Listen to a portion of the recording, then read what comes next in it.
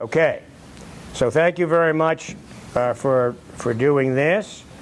I hope we'll be able to do it.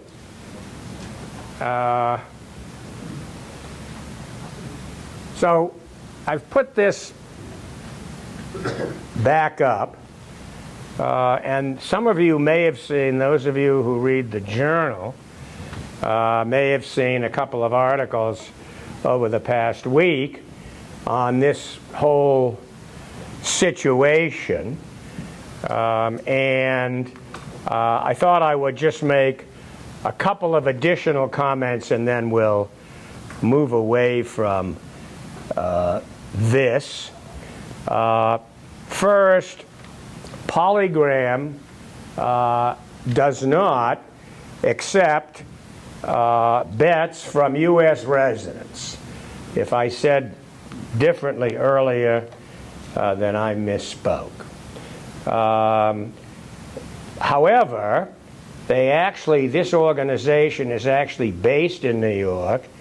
It was funded by our good friend Peter Thiel, who of course is responsible for J.D. Vance being on the Republican ticket.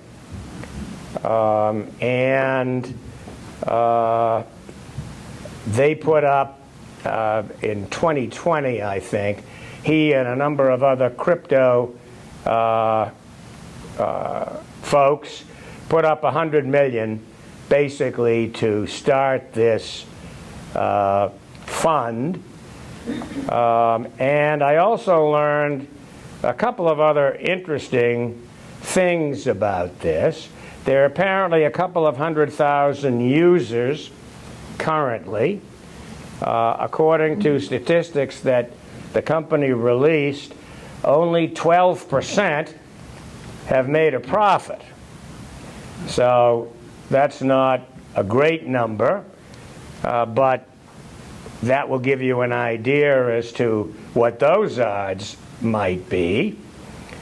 But I think what is even more interesting is that when I went on, which I did, to try and determine how to open an account, because like everything else on the internet, you can find a way to do it whether or not you're a resident. And I thought maybe we could get a group together to bet on the outcome. But what I learned here is that all of the betting goes on using cryptocurrency. And I don't know about you, but I'm not using any cryptocurrency at this point, and I suspect will not be using it at any time in the near future. And basically what you have to do, and I really followed this out as far as I thought it was necessary, they use what's called USDC, which is pegged to the dollar. So one USDC is $1, and so on.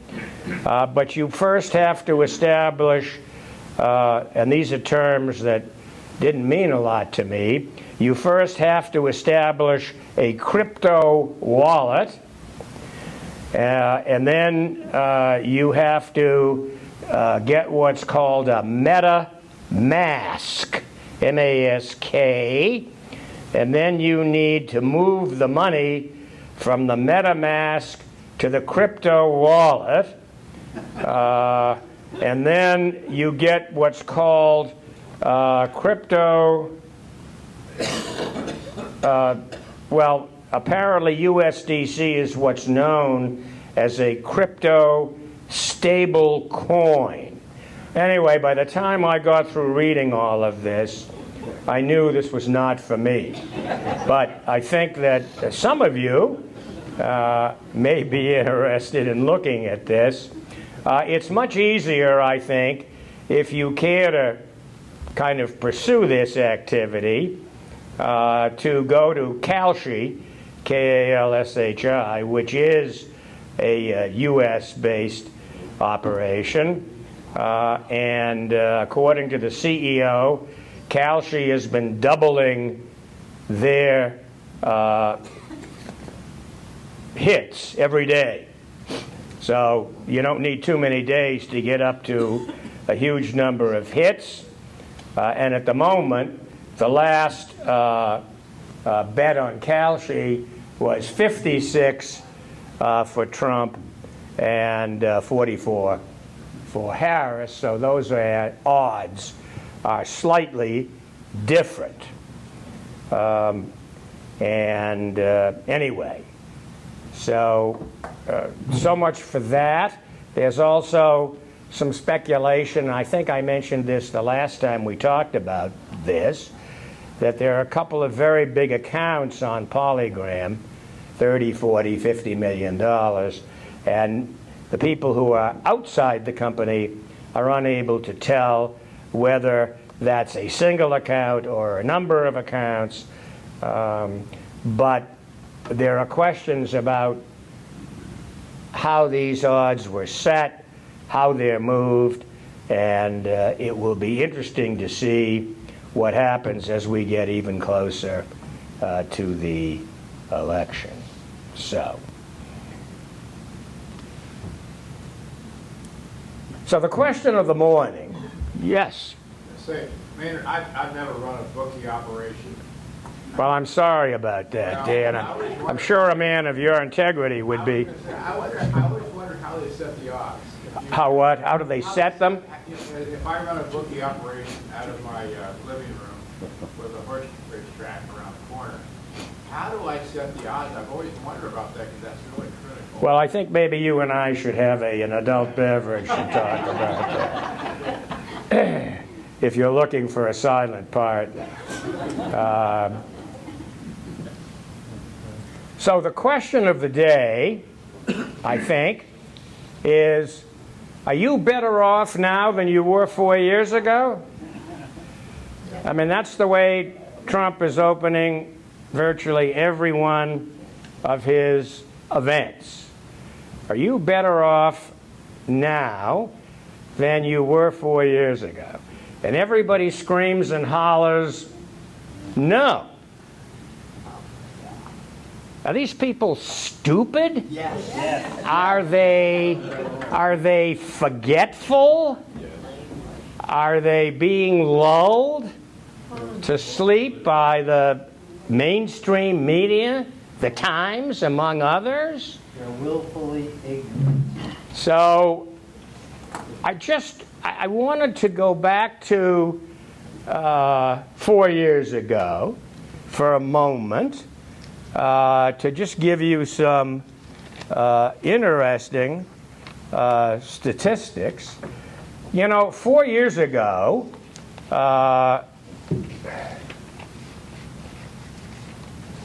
the former guy was not yet the former guy. And when Biden came into office, first of all, the unemployment rate was 6.9%. There were thousands of people who were dying from COVID weekly.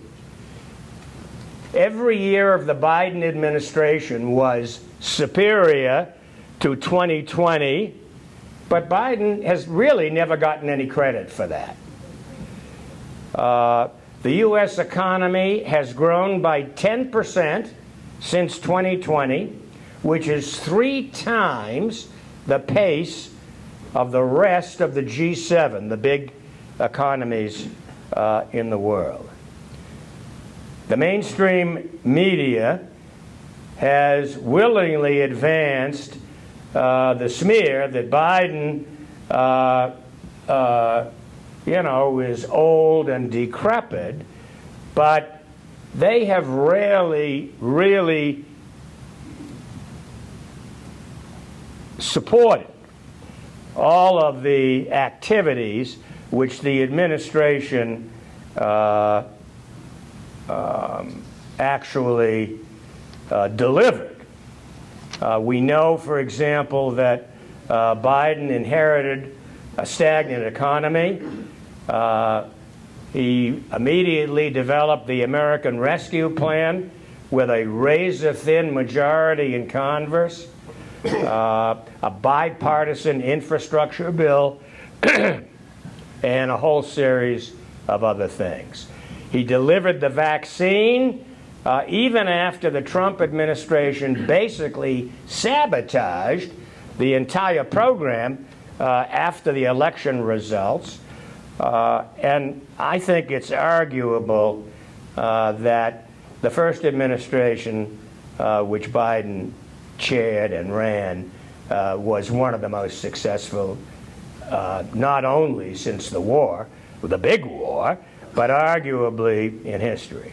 And it's interesting to me that when that question is asked and the answer is obvious, that there's not only in the room is there nobody who gets it, but as I say, the press seems to have completely disappeared from that part of the discussion, which I find to be most unfortunate.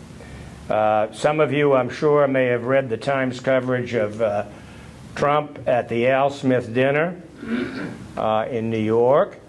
The Times made a huge deal of the fact that Vice President Harris didn't attend, but they made very little to do about the comments that Trump made at that dinner with Cardinal Dolan and many others, which were as bad as any he has made anywhere during this whole election period. And I think that when this is all over,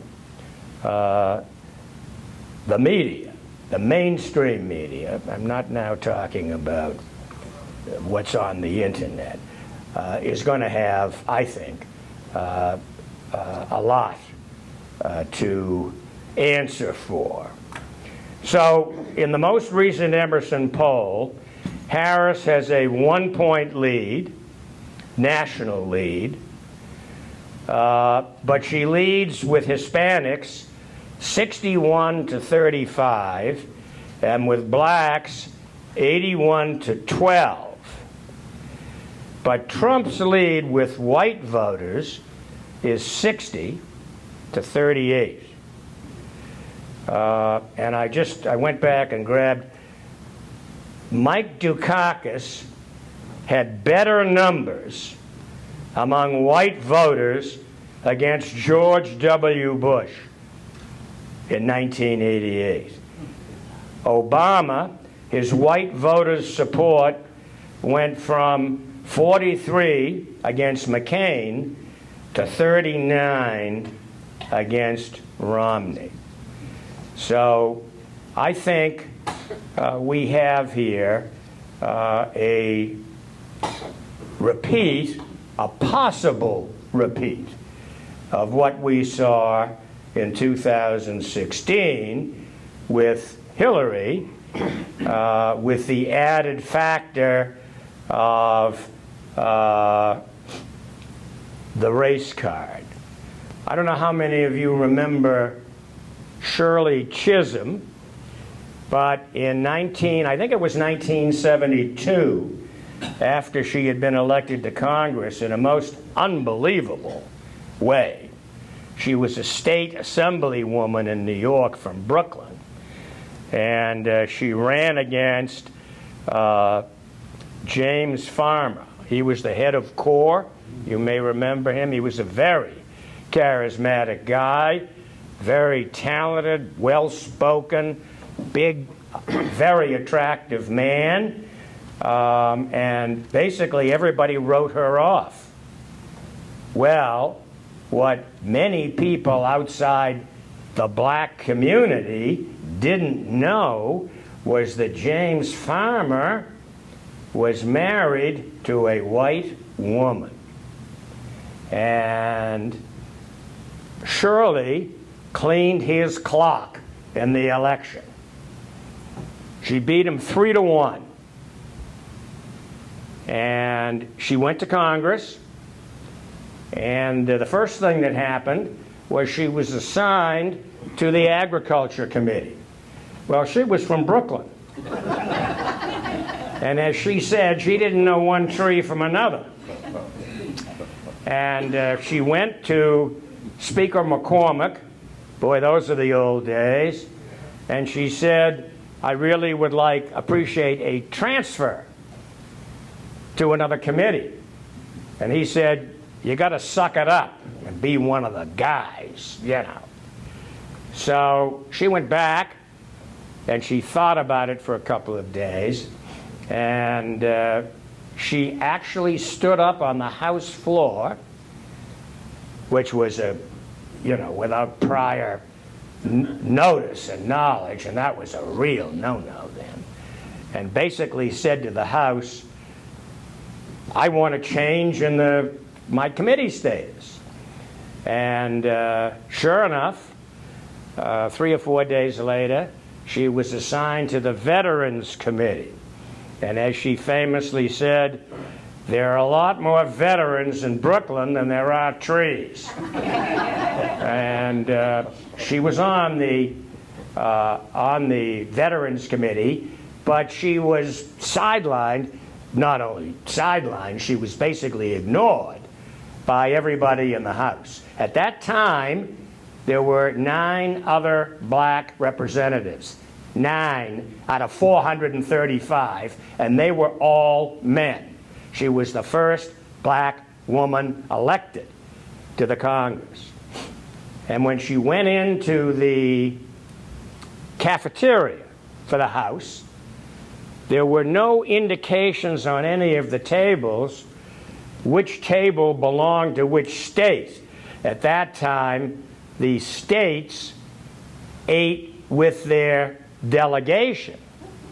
So there was no sign, so she just sat down at a table. And of course, no one else sat down at that table. She had seated herself at the delegation from Georgia. And they certainly wanted no part of Shirley.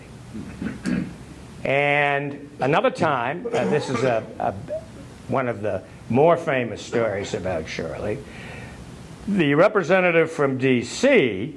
said to her, have you noticed that when you walk into the chamber, there's a gentleman from Arkansas who sits on the aisle, and when you walk by, he starts to cough, and then he spits into his handkerchief.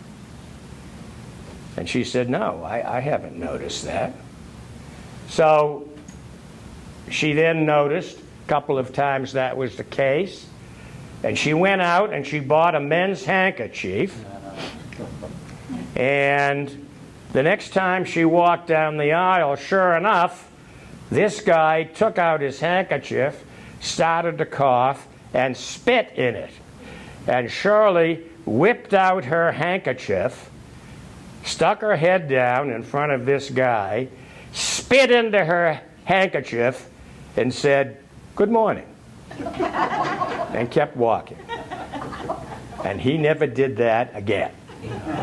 So Shirley was a tough gal. She had a tough road. She, of course, was not only black, but she was a woman. And she often said in her career and in her life that being a woman was much more difficult than being black. An interesting comment, I think, coming from 1972. Shirley ran for president in 1972 at the Democratic National Convention. She got 169 delegates or some such number. She was really quite remarkable. I had the good fortune to meet her several times in New York in the 70s when she was still around and doing her thing at a number of kind of small events. She was really a remarkable lady. But here we are, 52 years later, and I think we have a lot of the same feelings spread not only throughout the Congress, where there, of course, has been considerable progress in the numbers of blacks and women, but throughout the country, where I would argue there's been a lot less progress, and where the Civil Rights Act and the Voting Rights Act have been basically decimated. Some of you may have heard today on Vermont Public Radio, as you were driving up, there was a piece on segregation and on the black vote, basically. And they went back to Barry Goldwater in 1964, where he, of course, was, I say of course, he was definitely a supporter of segregation, among other things. And they quoted him, and we heard him speak a couple of times. But one of the things they didn't really talk about, they were talking about the change from the why blacks went from being Republicans to Democrats. And of course, the original reason they were Republicans goes all the way back to Lincoln, and that whole process around the Civil War and then Reconstruction, which was abruptly shut off in 1876 when Hayes got elected, and the Republicans agreed to come home, basically, from the South. But they never mentioned, first of all, they never mentioned Shirley in this piece on NPR or wherever it was. But they also never mentioned the destruction of the Civil Rights Act and the voting law, which has happened, of course, in the last few years. So I think every 2 steps we take forward, we seem to take a step back. And I think that Kamala is fighting both of these things at the same time. In addition, the president is still in office. His unfavorability rating is very low. And as I say, I think the press has basically come close to abandoning the responsibility they have to fairly support both positions in this election. I think they're much more interested in everything that Trump has to say, regardless of how terrible it is.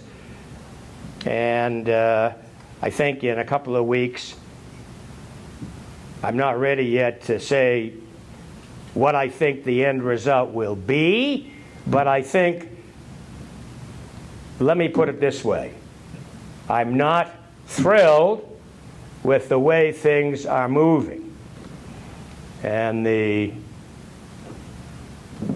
tenor of the commentary that we see and hear, not only in the press, but on cable and podcasts and everywhere else that we may be getting our information. So we'll see what we will see. Let me kind of just finish this little segment up. I don't know how many of you have seen any of the town halls or town meetings or whatever you call them that Harris has done with Liz Cheney. I think that the idea of those has been excellent. I watched one the other night, I think it was from Wisconsin, but I'm not overly enthusiastic about how those have been received or what she's had to say during those events. The other night, I think the one was moderated by Charlie Sykes, who, was a former congressman and has now been a big spokesperson for the campaign, etc. And he threw her, the opening question. I forget exactly what it was, but it was right down the center of the plate. And she went into a long discussion, which, not discussion, but commentary that we have heard many times about coming from the middle class. We can probably all basically repeat it because we've heard it so many times. And as I followed the conversation out, there was no effort on her part to talk about programs that she thought she might begin or renew. There was little attempt, even, for example, having a Republican in the cabinet or having a bipartisan board. She didn't call it a board, or a bipartisan group which she would consult. She didn't even talk about those. And I think that at this stage of the campaign, just whacking on Trump is not enough.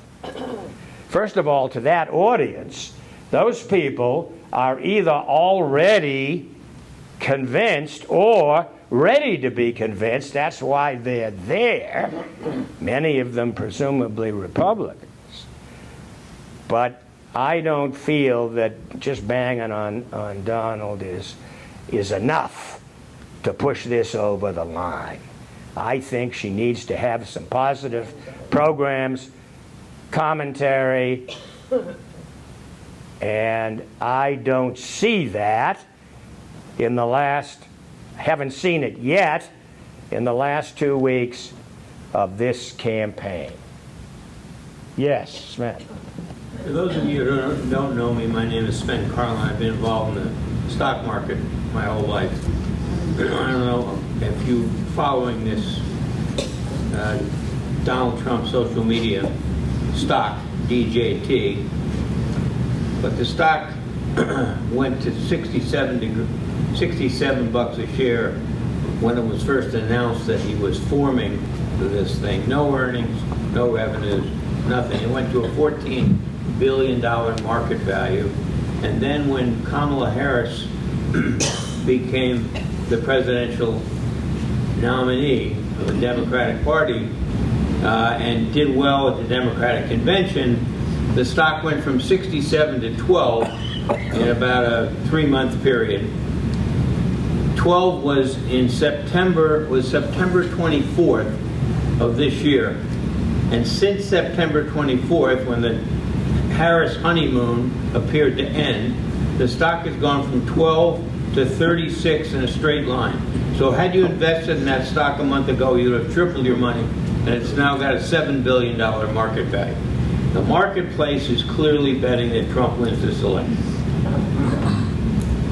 So that's an absolutely perfectly fair example of another way that the market is looking at what's happening. Now, the market isn't always right, but as we've said before, many times it's right more often than it's wrong.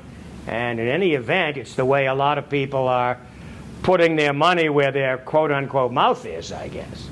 So, any other thoughts? I mean, I'd like your response to this. How do you all feel that we had this discussion last week, which I thought was a good discussion, about giving advice to her as to what she might do going forward.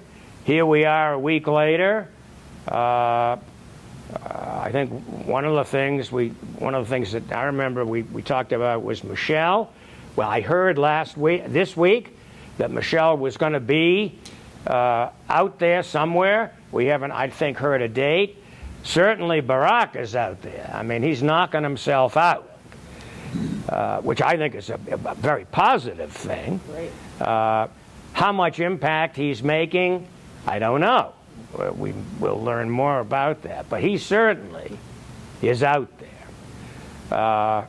So I'm interested in any other comments that... Maynard, yes, Sven? where is George W. Bush? Where is Mitt Romney? Where are the guys that could make a significant difference here? Their mouths are zipped, and I do not understand it. Well, I think that's also a very good point. We have a lot of Republicans. That's been the purpose of Liz Cheney's move. But I would certainly agree that Romney, GW, Condoleezza, and those folks are hiding in a closet or basically not saying anything. And I think those names would have an interesting and potentially dramatic effect, because those were really big names. We saw today the remarks by General Kelly,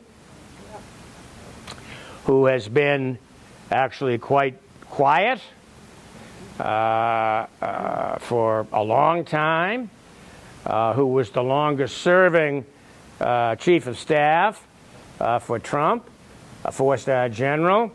And, again, I'm not sure the impact of that, but I did think that the way it was presented, at least the way I saw it presented, was not reported. We heard his voice making those comments, which he made. And I think I would agree with Sven that if Bush or Rice or Romney made comments, that could have an impact on a certain group of folks. Ross? Usually, over the last decades, in presidential elections, there's been an October surprise. We still have a few more days left in October. I don't think we've had an October surprise yet. And we don't know which way it's going to work. Yep. But can go either way. Always have one. Right. Steve? Well, this is an ancient memory, but when I was 12 years old, That is ancient. I was handing out buttons on the streets of White Plains, New York, for Republicans and Independents for Johnson. And my dad was the Westchester County chairman of that. And there was a lot more publicity. It was much better funded. I think Rockefeller was against Goldwater. Yes. And it seems to me that when you have a voice like Liz Cheney and other Democrats, they have not done a good job of funding it. You should see more ads on TV, more full-page ads in the paper. There was a forum in New Hampshire the other day with a whole group of Republicans who were supporting Harris, former Attorney General. New Hampshire Republicans? Yeah, New Hampshire Republicans who are supporting Harris. It just seems that it's a really underfunded effort, underpublicized. And I remember in '64, and again I was 12, but it just seemed like there was a huge groundswell of people against Goldwater. I remember the ad with the mushroom cloud and right. the girl with the daisy. Right. That was, Well, that was one ad that made a big difference. And that slogan, I think, in your heart, you know he's right. But in your guts. Right. Right. You know he's nuts. Yes.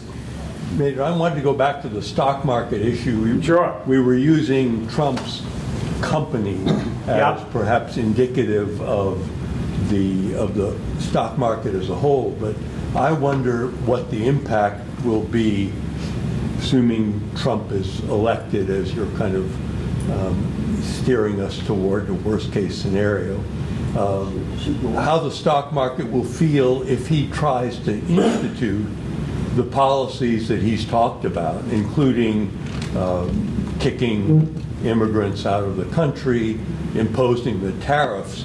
Is the stock market really going to like that? And will he be allowed by his advisor to follow through on what seems like a fairly unfriendly business operation? Yes, Bev?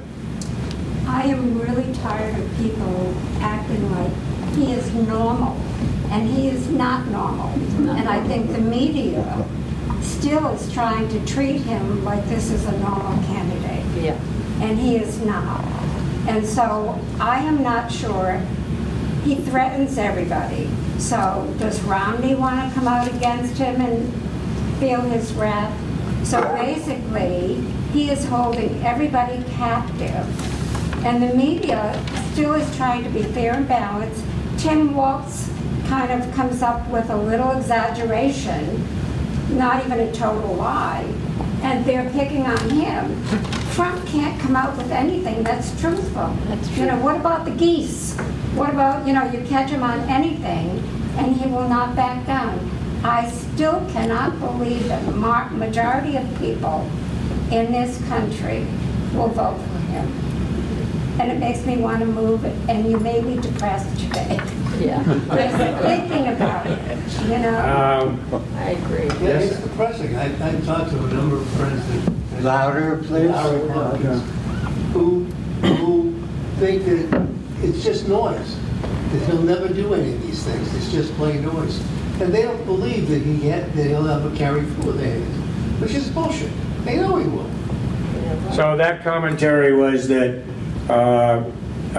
he knows a lot of friends who just don't believe that Trump is going to do what he often says that he actually is going to do. Although we do have experience to the contrary, he usually does do what he says he's going to do. Yes? I, for one, will never forget or forgive January 6th. Period. Right. Who? January 6th. Right. Ever. That poisoned me against Trump and all his enablers and all the people, essentially people that can still put an R behind their name. Yeah. I just can't do it. And I was a lifelong leaning Republican. So that commentary was that January 6th was the finish for your Republican support. Dan? Back to advice for Harris.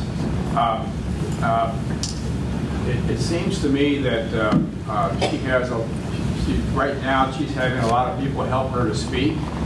Lots of people she's bringing in to speak for her. Where I think there's a hunger to learn about her, she needs to speak for herself. So that's two things. She can continue to do what she's doing, which has some effect, I'm sure, or she could really try to win, and that means she'd have to start speaking on her own, and she doesn't have to have these, seems like hundreds of crutches out there to help her speak. She needs to speak on her own, and it's risky. Maynard, you're the expert on political campaigns, but she is also young as politics go, and I would certainly, part of the advice would be prepare for the future, whatever that may be. You know, you can continue to be a national figure for your policies, but either she keeps doing what she does, and she may well win, who knows, or she can take a risk and throw aside all the crutches she's using and speak for herself. And just 1, 2, 3. What are the top 3 policies? Here's what we're going to do. Boom, boom, boom, over and over and over again. That's my advice, and that's it. Ray, did we pick any of that sound up? Do you think? Yep. Okay. Sarah, any questions out there? Nothing so far. Okay. We've beat everybody into the ground.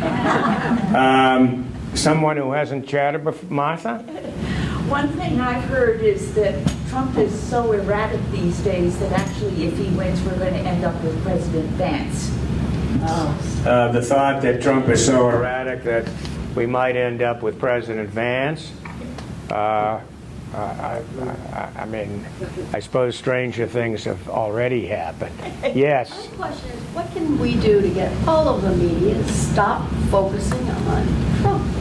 Everything he does, they blow out of proportion. His purpose. His disgusting remarks, his ridiculous remarks. Shut up, don't talk about it. As I was coming here today, I was thinking, who the hell can I write to and say, stop? Because he's getting free publicity. Well, I think there are a lot of people who have felt that way over these last 9 or 10 years. But I guess part of the answer is he sells papers, and he probably generates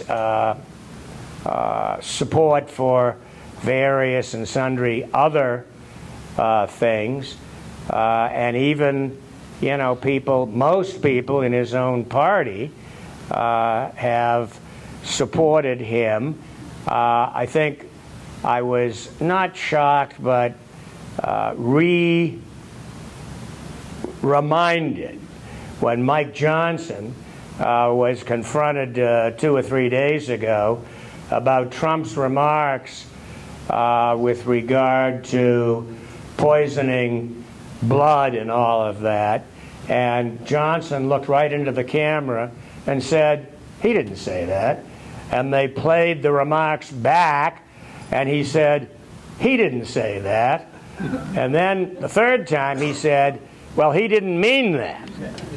Well, you know, I mean, this is all part of a continuing rewind of the film.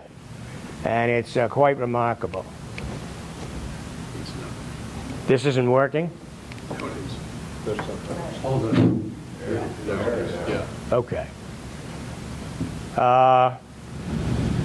Jim. Possibly you're going to cover this after the break or something, but with 2 weeks to go, to me it's coming down to the mechanics of things. Who has the better get out the vote operation out there? Who's going to make the phone calls to get undecideds out? Trump is not going to go away. He's not going to change. People are not going to change their opinion about Trump. And so therefore, I think it comes down to the need of getting out the people who you know are going to vote for Harris. And what's your thought on that? Well, I think turnout is definitely the big word. I don't think there's any question about that. Turnout is going to be what determines this election, at least initially. We haven't talked yet about some mechanical aspects of this, but Harris raised a huge amount of money, over $1 billion, in those euphoric weeks following the convention. And a lot of that money was going to be used to pick up what Biden had already begun, which was a pretty massive campaign of hiring people in the turnaround, the swing states, to conduct a get-out-the-vote campaign. Now, one of the things that happened early on was that it turns out that knocking on doors is not what it used to be. Many of you may have knocked on doors before. I can remember knocking on doors when I was running for office a few years ago, many more than I care to remember. And today, one of the differences is that those Ring doorbells or whatever all have cameras. And today, nobody answers their doors. You know, it's none of your goddamn business. Stay away.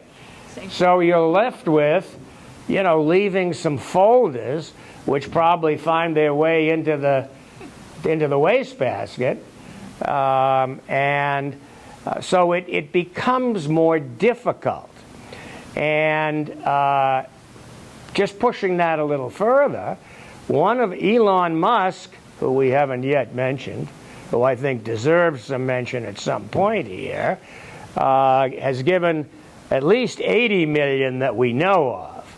I always have a feeling that whatever Musk says about how much he's given or paid, that it's usually twice as much at least.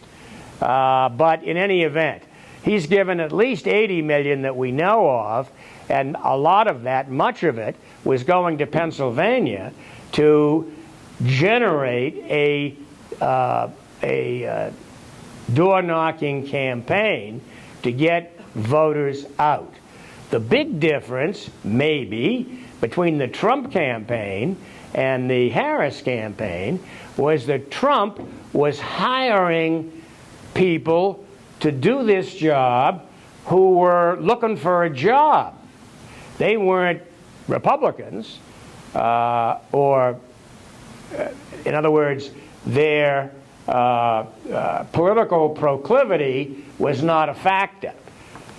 Biden and Harris both were hiring people in Wisconsin and Michigan who were Democrats or independents who wanted to do this, or maybe even Republicans who, were for the Democrats.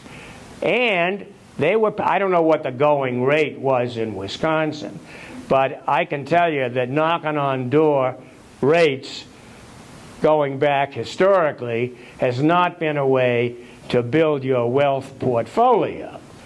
I mean, they're paying, I'm sure, much less than the minimum wage. Well, maybe not in New Hampshire, because we have a minimum wage which is ridiculous.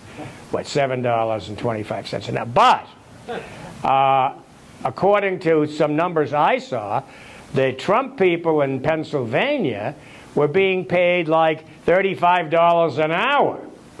So that's quote-unquote big money in rural Pennsylvania to knock on doors. Well, long way around, how successful will that be? Your guess is as good as mine. But turnout certainly is going to be the key. And how they're going to get these people out, we haven't yet talked about. I think the latest figures this morning were 19 million votes that have already been cast. That's a pretty sizable number. Hard to compare to 2020 because, remember, 4 years ago we had COVID and a lot of those numbers were pumped up because of it. So we can't really, it's not really apples to apples. And the 22 campaign was a midterm campaign. So again, those numbers are typically lower than the presidential years. Yes, Dan? It's a good point my seatmate here made. Operationally, and we don't know how this is going to work out, but operationally both campaigns have an opportunity to do incredibly well with the vote in terms of when those of us that vote absentee ballot, for example, that's public information that you turned your ballot in. Hopefully not what you voted, but what you turned your ballot in. With that information, I believe both campaigns are saying, okay, well, Maynard voted. We're not going to pay any more attention. We're not going to knock on his door anymore. We're not going to send him any more flyers, any more texts. We're going to focus on Mary because she has voted. We haven't detected. And all these kind of operational things, which are newish and involve digital type things, I think the campaign that masters that, digital, focusing on the people that have not voted, putting the fun to them. I suppose you can target Mary, my fictional Mary, with digital ads to her smartphone, kind of a thing.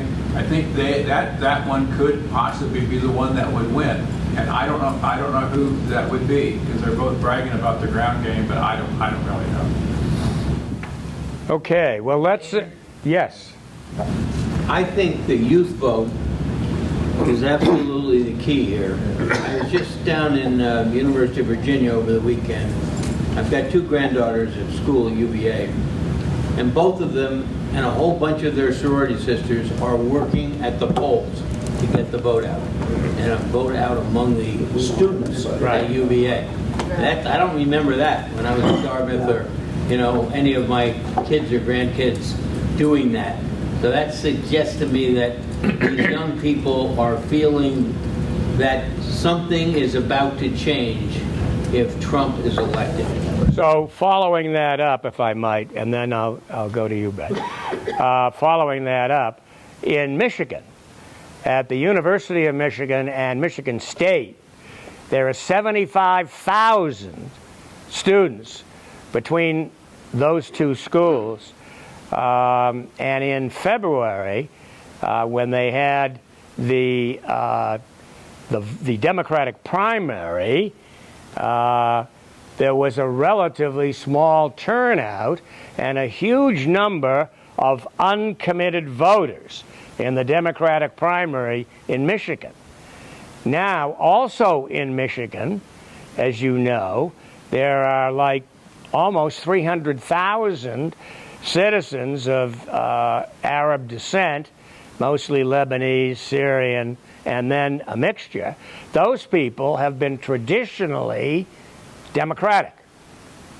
And there are indications from some informal polling that those people are not interested in voting for Harris. They are very disturbed by the Israeli-Palestinian situation and basically feel that Biden has not done what he might have done.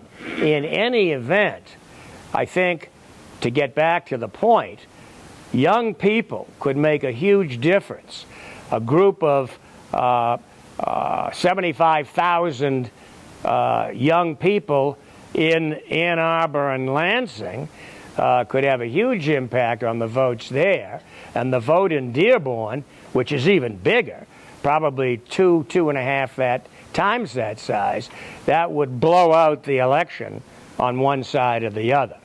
Trump actually won Michigan in 2016 by 10,000 votes. So these numbers dwarf those numbers. And Biden won Michigan by 110,000 votes, and that's not a big number in Michigan. So let's take a break. Oh, I'm sorry. No, Brad, go ahead. There are a couple things I see trending that just make me feel a little better, not a lot. It's the huge gender gap on both sides of the table. Right. More women for Kamala. Yep. More women for the fat guy. Right. Number one. Number two, the big issue in terms of abortion rights that came out of Hobbs or Dobbs, whatever the hell it was, 2.5 years ago, has energized a population that has not been energized before. Go back to the young women. Go back to the women who said, I've had that right all my life. My daughters and my granddaughters don't have that. You kidding me? And the third item that I want to just kind of speak to is the last one you talked about. If the Muslim population in any combination of states look at who my choices are and look at the fat guy saying, go get him, Bibi, give me a break. Where are you? I mean, that's where I am. Yeah. Well, I think those comments are well stated, and we'll come back to. Well, I don't know that. I don't either. I worried about my vote in 16. I'm a more conservative guy now than I used to be, but I held my nose and I went in there and I voted for Clinton because there's no way in hell I wanted that guy to get in 16. And the other comment on the just for that last one, I'm sorry I'm taking too long. Go ahead. The last item about the stock market, I was awake all night long in 16. Futures went down 800 points at 3 o'clock in the morning. What did the stock market do afterwards? It went up. The truth of the matter is early concerns on the stock market to me are like, okay, where do I think this is going to lie? Early returns on the futures said Clinton was going to win until until it said, I mean the opposite. They got worried about it, and then they realized, wait a minute, this guy's going to help us make money. And that's where the money is. So I'm a little concerned about the stock market. Okay. Thank you. Let's take a break for, it's just about 11. Let's take a 15-minute break and come back and go at it again.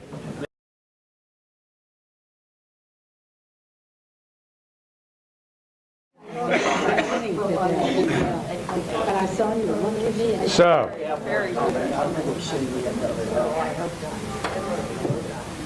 we know, of course, that there are many more elections up in 2 weeks than just the presidential election. And many of them, most of them, are important for a variety of reasons. But of course, the biggest ones for concern for us would be the Senate and the House, where now the Republicans have a slight majority. I think it's 4 or 5 votes in the House, and the Democrats have this majority of 1. Really, it really isn't a majority with Manchin and Sinema, but it's worked as a majority some of the time. So I think it's definitely worth talking about what might happen in those elections. It's been suggested that we might see a reversal. That is to say, we might see that the Democrats, the Republicans take the Senate, and the Democrats take the House. Or we could see the Republicans take both the Senate and the House. I think, as I stand here, I think it's unlikely that the Democrats are going to take both houses, but perhaps not totally impossible. So there are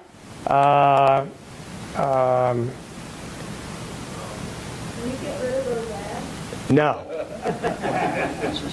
That is to say, we can, let me see if I can get rid of a couple of them. I know they're very annoying, and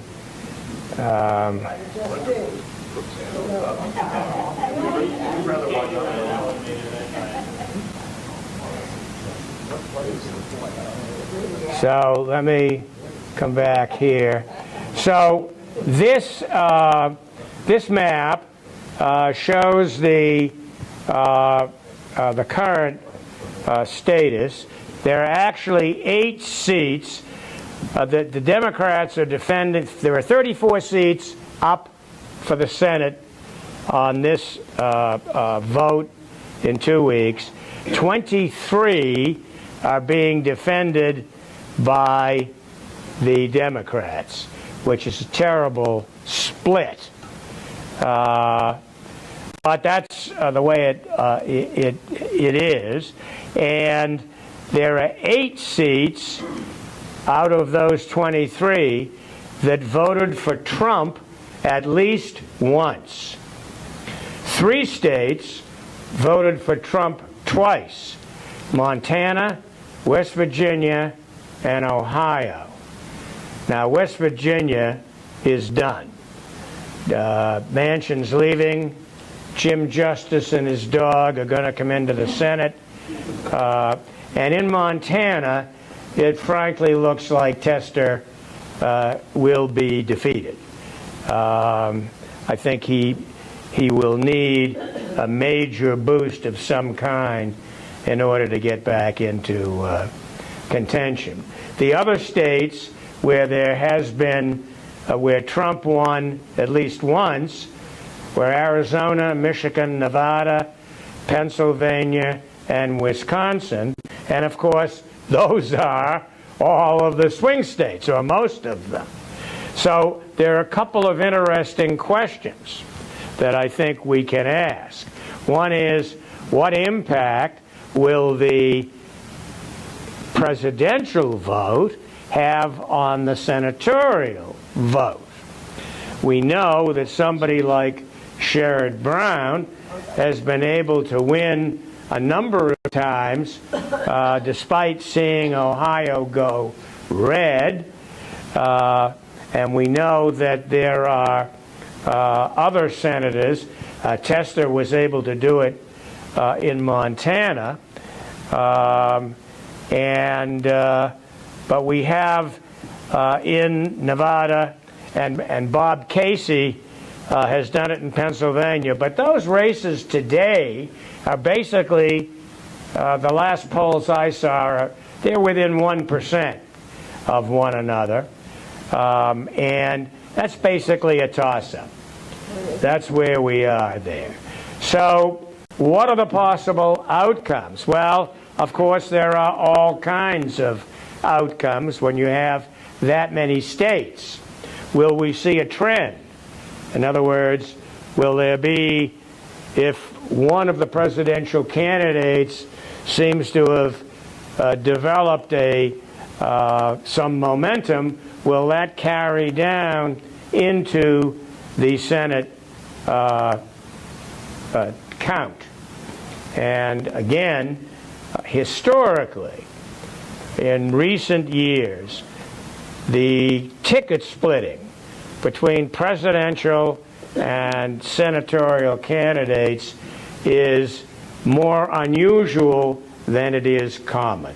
Not impossible, as Sherrod Brown and Manchin, if we could include him, and Tester, and a few others, Bob Casey, but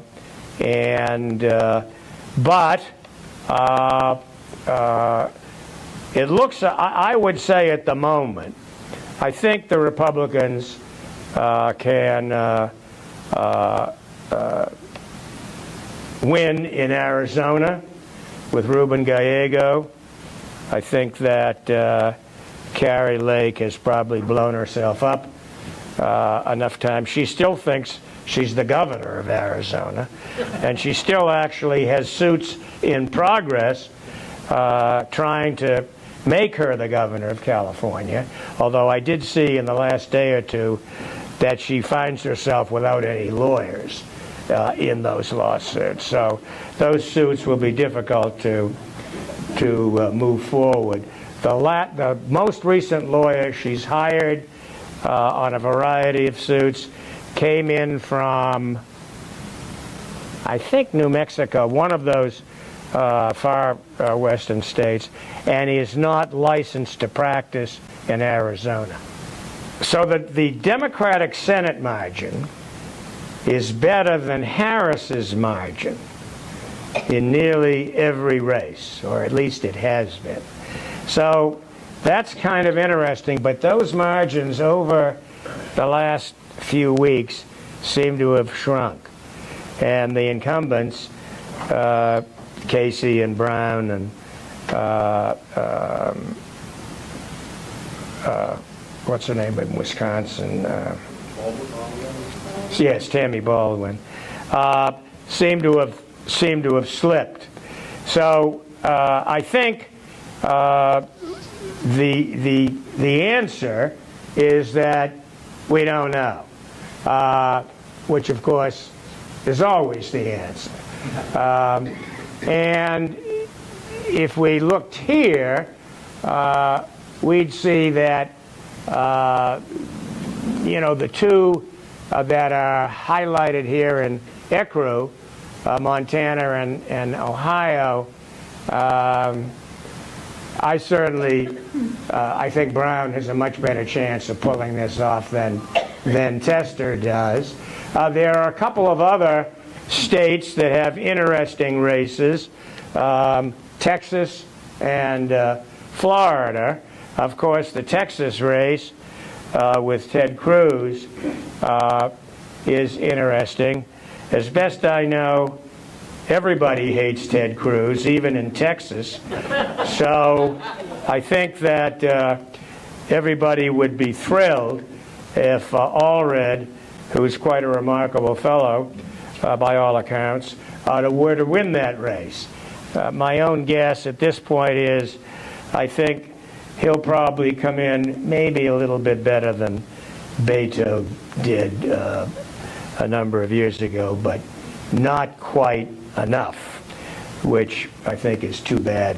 America would be a lot better off with Allred than Cruz in that race. And then in Florida, there's another race going on with Rick Scott, who can write a check any day, any time, for any amount.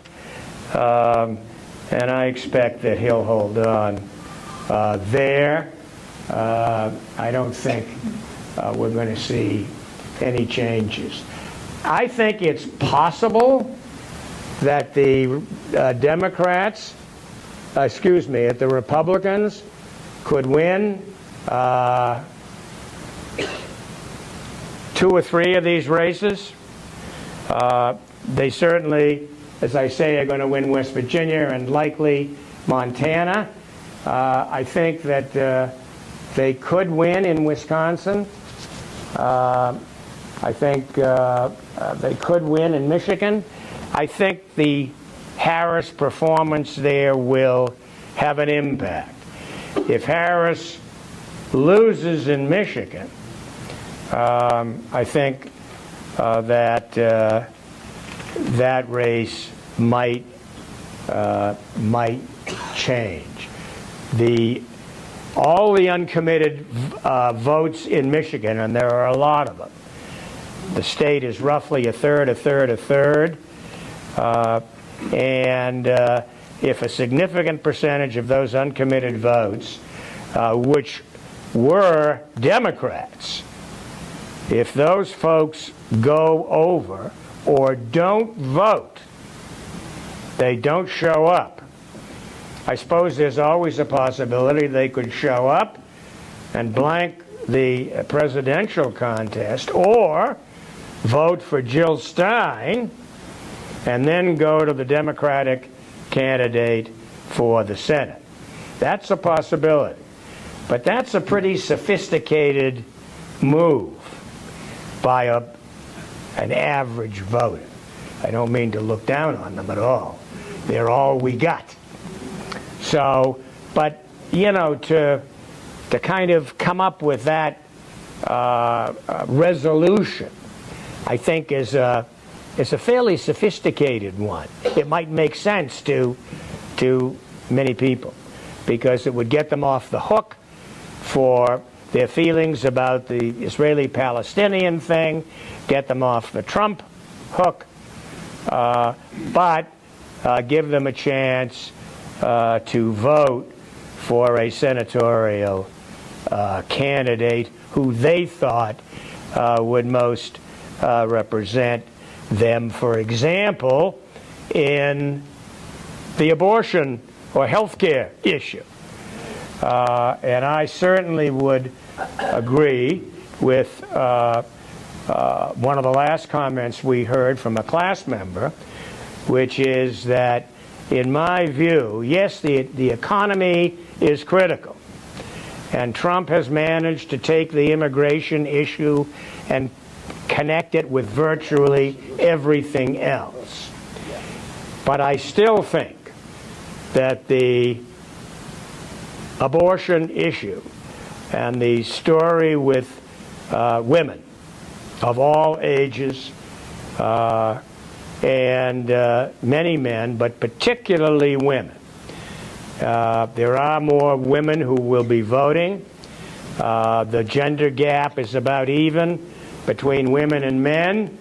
And I think that in the end, the issue that could propel Harris to victory here is that issue. Remember, there are 10 states that actually have referenda on abortion.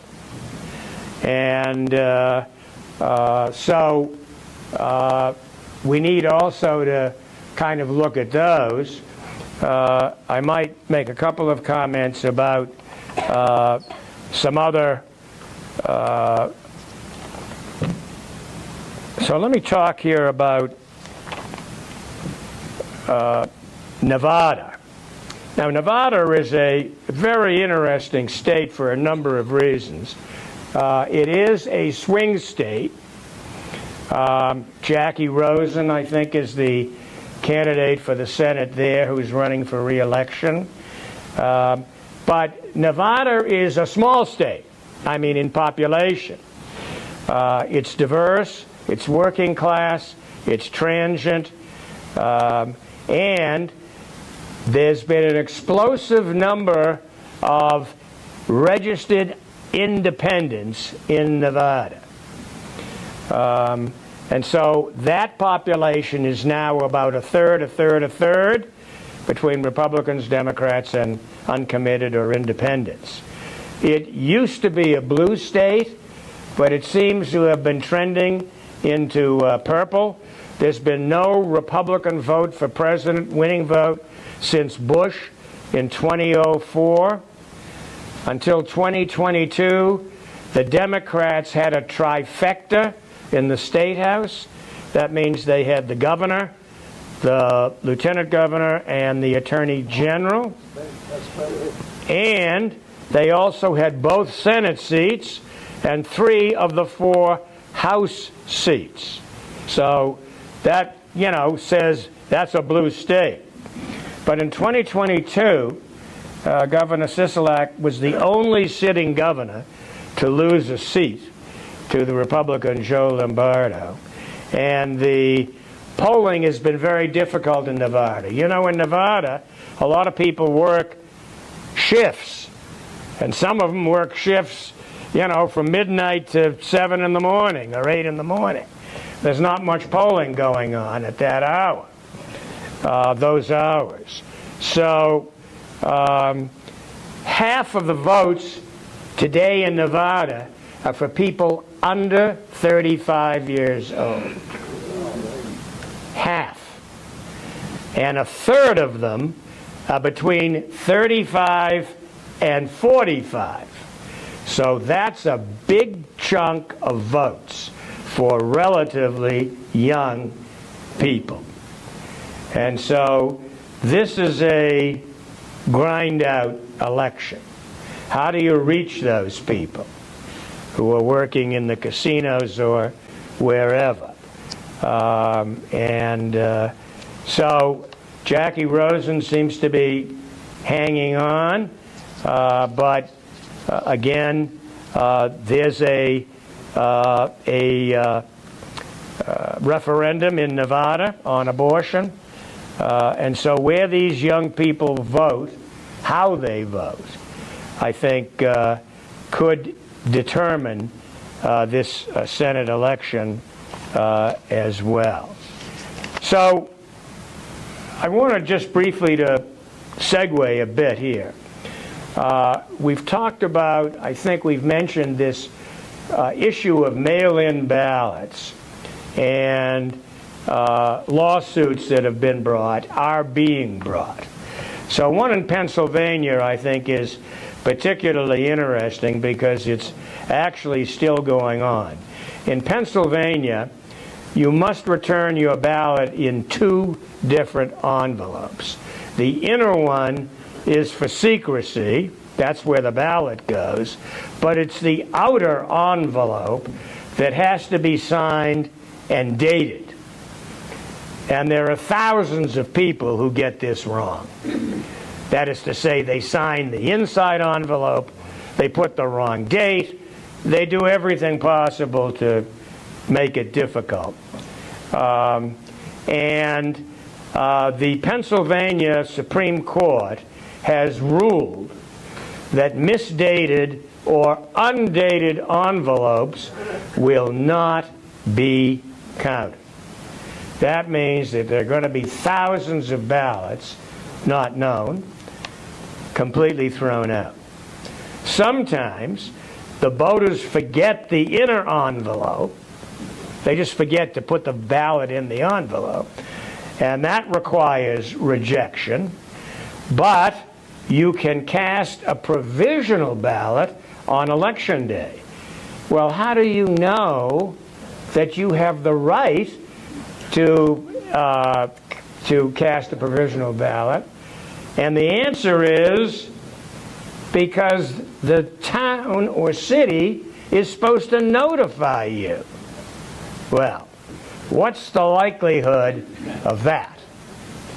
And so I think the answer is the Republicans are still fighting to have these provisional ballots thrown out, even if they're eventually made. And Republicans are actually still trying to stop formally any notification. In other words, if the ballot is misdated or unsigned, that the town or the city doesn't have to notify you, and basically you're out. The GOP members of Congress have filed a suit. Also, I think, mentioned this, attacking the overseas votes, and that's a big number, including military. Interesting, the suit was filed less than a month before the election, alleging that the states must verify the eligibility of all of those people overseas, including the people in the military. And that would require a huge effort. It would require copies of the IDs that we used, which in some cases now must be submitted along with the ballot. And in Pennsylvania, they've already sent 25,000 ballots overseas. So how are they going to handle that mess? The idea here, frankly, is to sow distrust in the election and set up challenges to contest the results. So most states, the other problem with mail-in ballots is that many states don't allow any processing until the polls close. This is a really foolish law, because there's some processing. For example, if you have a second envelope, you take that envelope out of the first envelope and you remove the ballots and flatten them, because in many cases they're folded or whatever. That process in itself reduces, or would reduce, if you could do that before the closing of the polls, you could expedite the polls, the counting of the ballots initially. By the way, I did see this morning that the Georgia Supreme Court ruled that the election board rule that they were going to have to hand count the ballots in Georgia was no good, and they threw it out. So we'll see what happens to that.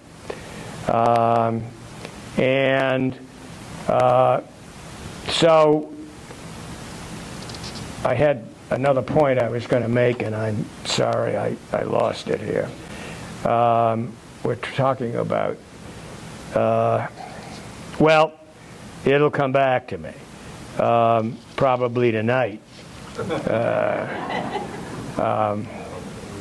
So this is the case in the Senate, and I want to just show you. I had a question about the Senate before you leave. Well, I don't know how I can get this back to you. Here.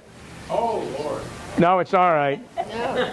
Ray, you're going to have to substitute. Thank you very much. That's why you have to have an AV tech at all times. Right. The Senate races, you were talking about the states, before you move the topic perhaps. I have heard Tammy Baldwin,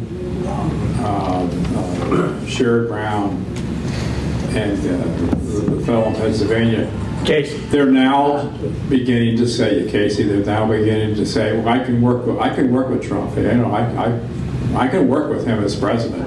Yeah. So vote me as senator. Right. And well, those guys actually did work with Trump because they were senators. it's as a way to try and get some votes, basically.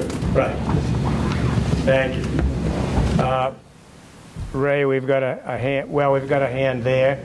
Bill? I'll talk loudly. Any predictions on the effect of the hurricane in North Carolina? So, any predictions on the effect of the past hurricane or a new hurricane? Well, from all I've read, they've done a pretty good job in western North Carolina about replacing or making plans for voters in those areas.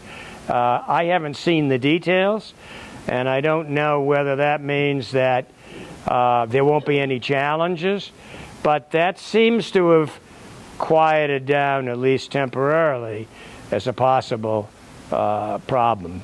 Bill? Again, as I've said before, having lived abroad in different democracies, I can appreciate some pluses and minuses. But the fact that we have states, our federal system complicates our life, and having states having different rules for registration and procedures with national elections just doesn't seem to make sense. It seems like we should somehow get away from that. Okay. Yes, ma'am. I can't. Can any of those Senate races be challenged legally? Can any of those Senate races, I'm sorry, be challenged? Legally. What do you mean after the fact? Yeah. Well, I think the answer is that remains to be seen. I mean, we don't know what the results are or will be.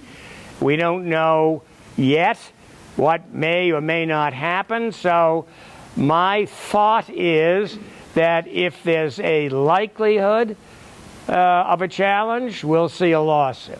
I mean, you know, they're going to challenge. I think it's likely that we will certainly, if Trump appears to have lost, that we will see challenges. And that reminds me of the point I was going to make. So, that point, thank you very much. Sure. So, that point is that the polls will close at a certain hour as you cross the country and as you remember. Thank you very much. And so they will start closing around 7 and then go all the way up to about 10 o'clock as you go west. And what the networks have agreed to do, I think, is kind of interesting. First of all, they will not call any of the toss-up swing states until the polls have closed everywhere. Second of all, they will call only those races in states where the margins are significant, probably 20% or more. So calling Idaho or Wyoming or maybe even Massachusetts is no big deal. But those other states will not be called. It's interesting, the over and under on when this election will be called is Saturday. And that would be the same day as we saw in the election in 2020. So that would allow for, one, it would allow for a certain amount of work to go on in these states where votes and issues arise. It would allow for new theories of obfuscation and conspiracy and fraud and evil and all of those things to fester for at least 4 days. And who knows where it could go from there. So that's the best guess at the time. Yes, Bob? That's the presidential, I assume. That is. Other things will be dribbling out, like referendum and maybe even congressional and Senate seats. Yeah, I would think that it's possible that referendum and that kind of thing, individual votes, might. The impression I have is they're going to be very careful about calling out votes in those swing states. So I don't think we're going to see anything until later on, at the very earliest. And as I say, according to the bet, the over/under is Saturday. But even so, they'll give numerical numbers earlier, I think. Well, I think the answer is I'm not sure. Yeah. I would say probably not many numerical numbers in those states. Really? But I can't say that for sure. That's what it sounded like when I read this particular piece. You know, that means that on Tuesday night, you can make, you know, several pitches of your favorite adult beverage and, you know, carry yourself through till Saturday when you may need some additional assistance. So, yes. When you say that the networks are not going to announce, would the AP and Reuters and other news organizations possibly announce it, and then the networks announce that AP has called such and such? I guess the answer is I don't know. That's possible. I think most people who are involved in these calls, certainly for the networks, and probably for AP and CNN and whatever, want to be very careful about what they release and when.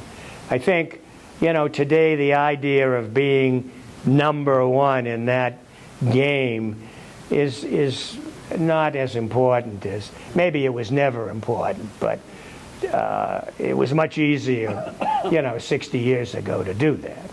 So I would expect less, not more, but it may be that you know, if a guy like Steve Kornacki at MSNBC, who's I think particularly effective at kind of doing this, I mean, he certainly would not do it on his own. I mean, he'd have to get clearance from whoever it is, but there may be certain races or certain results that wouldn't impact the big questions. So, but I think we can expect that from the networks during those hours. One of the states we haven't mentioned is Nebraska, and this is interesting for several reasons. One, of course, Nebraska is one of the two states that doesn't have an all or nothing, and this area around Omaha is an area which there's a single vote in that district. There are 3 districts in Nebraska. There's an area around Omaha, there's another area that is a little bigger, and then there's the rest of the state, which is very large, with, you know, more cows than people. And so that will be, that's an issue. 2, I think we've already talked about the independent candidate from Nebraska, Dan Osborne.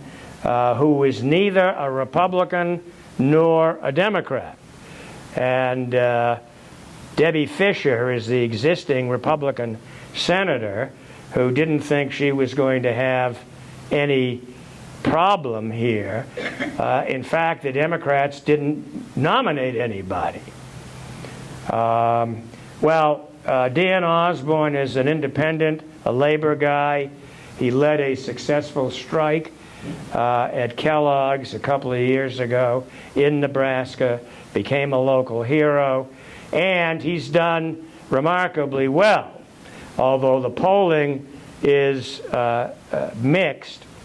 But I just saw in the last 24 hours that our good friend Mitch McConnell took $3 million from the governor's, from the Senate super PAC and dumped it into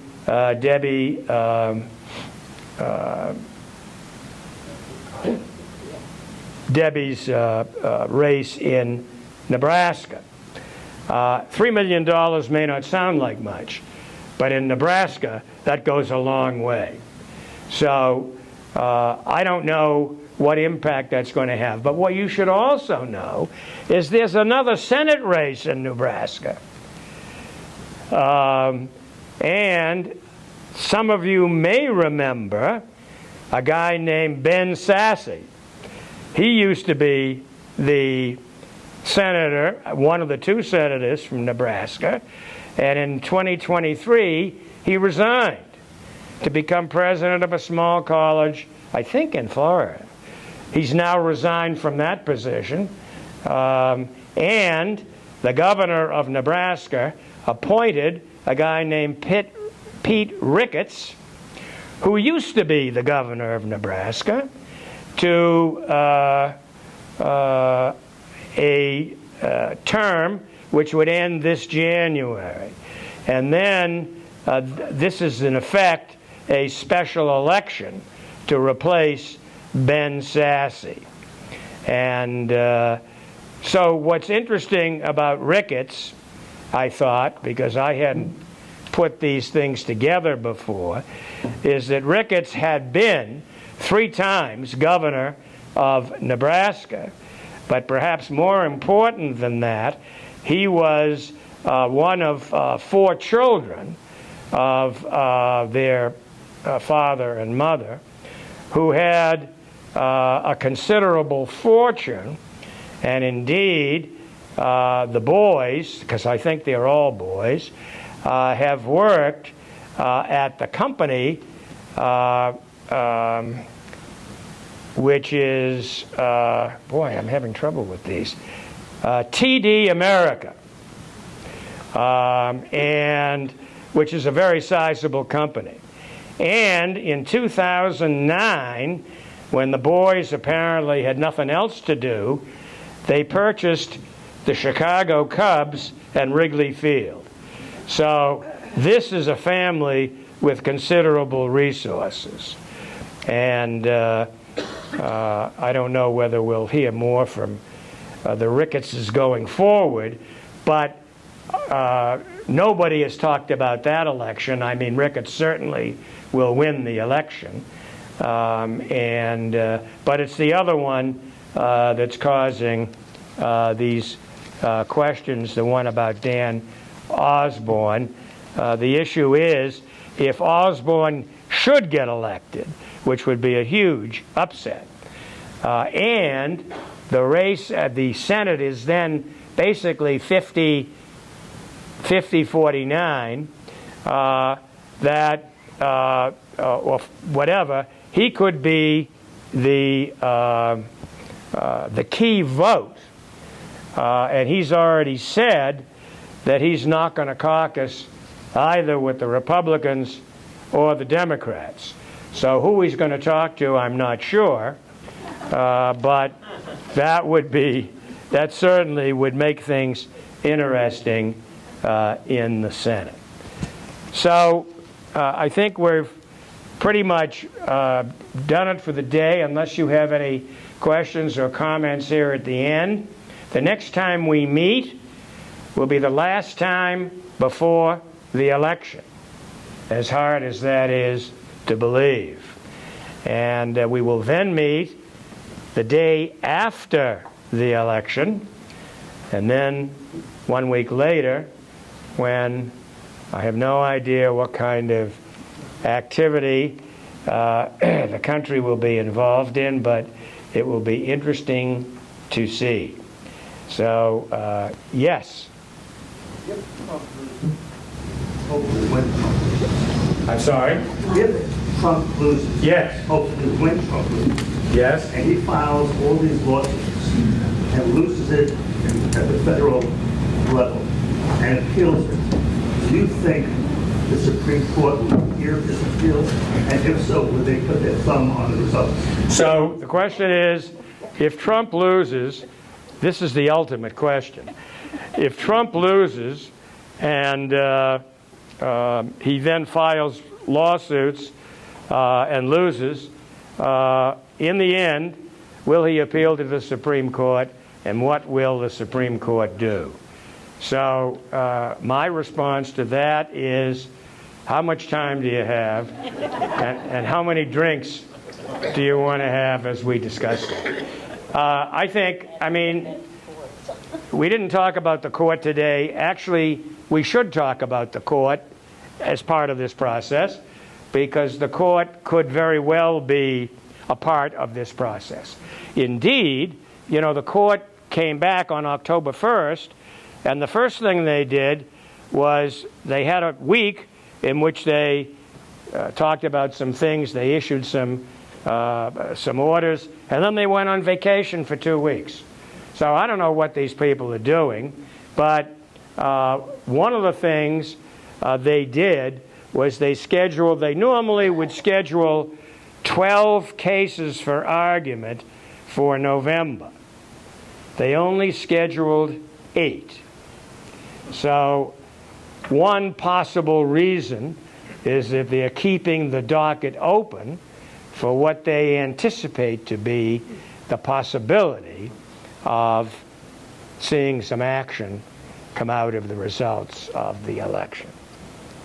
That reminds me of one last thing, because I think maybe, well, I'll just say it and then we can applaud or not applaud as appropriate, or as you think. Today is the 33rd anniversary of Clarence Thomas's appointment to the Supreme Court of the United States. Only 5 other people have achieved that goal, and 4 of them were gone by the 34th anniversary. Only one reached both 35 and 36. So, I think one of the things that the justice wants to achieve, certainly, is to be the longest-serving justice. So, I didn't see a big blast of headlines about that in the paper, but anyway, that's where that is. So, have a good week, and keep smiling. It's not over until it's over, and even then it may not be over. So we'll have more to talk about then. Thank you very much for coming.